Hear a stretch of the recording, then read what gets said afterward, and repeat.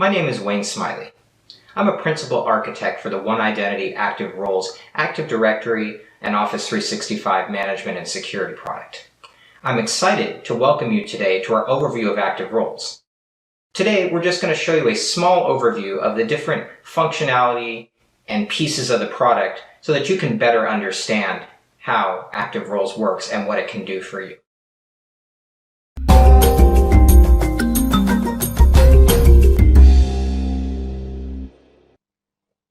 One of the most popular products in the One Identity suite is One Identity Active Roles.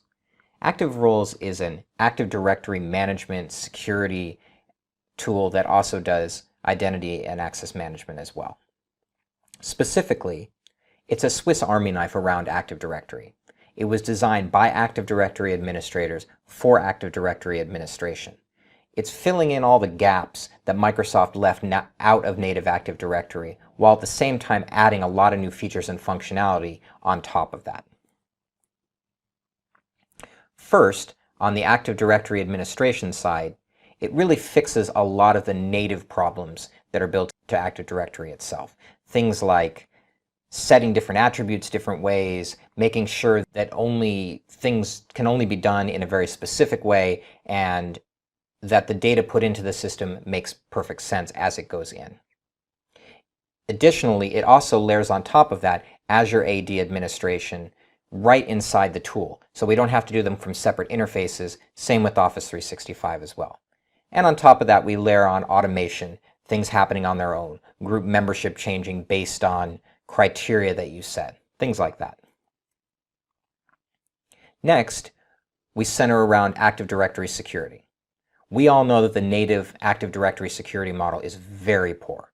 We built our own security model from the ground up, based on a zero-up mentality, meaning that we only grant users the rights to the actual things that they need. And we can be much more granular than the built-in Microsoft security model on top of that, and can grant different buckets of rights to different users in different places in Active Directory all at the same time, without having to redelegate or anything like that. As we all know in native Active Directory, it's extremely hard to know who has access to what. In Active Roles, it's very easy to see those sorts of things. And in addition, in native AD, it's very hard to make changes to multiple locations, like multiple OUs at the same time. In Active Roles, we can do that very simply, all in a couple of mouse clicks. And in native Active Directory, there's really no accountability to know who really has access to what and who did what.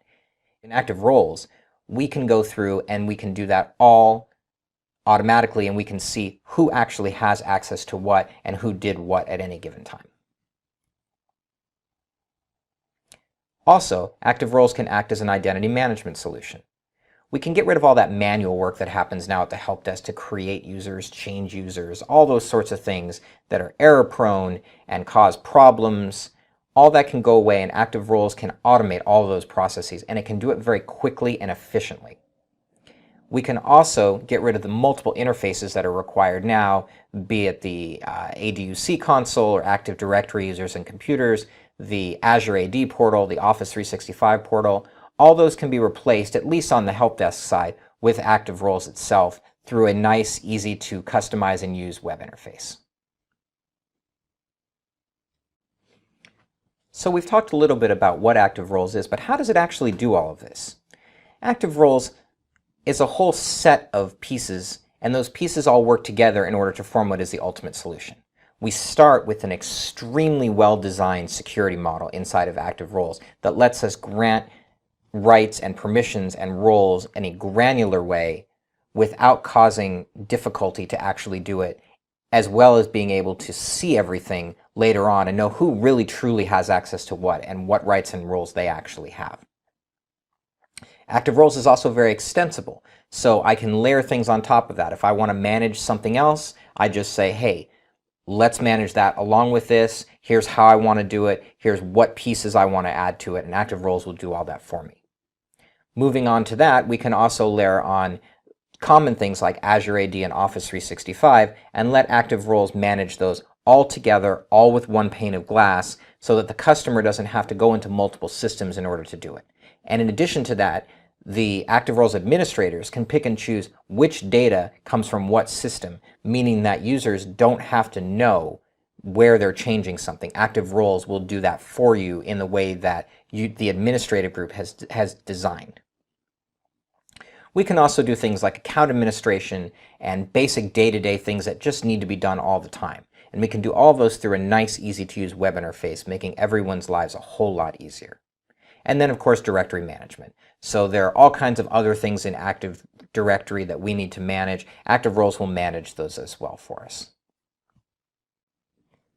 All of this begs the question, can active roles be used as an identity management solution? And if so, what makes it different from a solution like Identity Manager or a full-blown identity governance solution? Let's talk about that for a second. Active roles can in fact act as an identity management solution.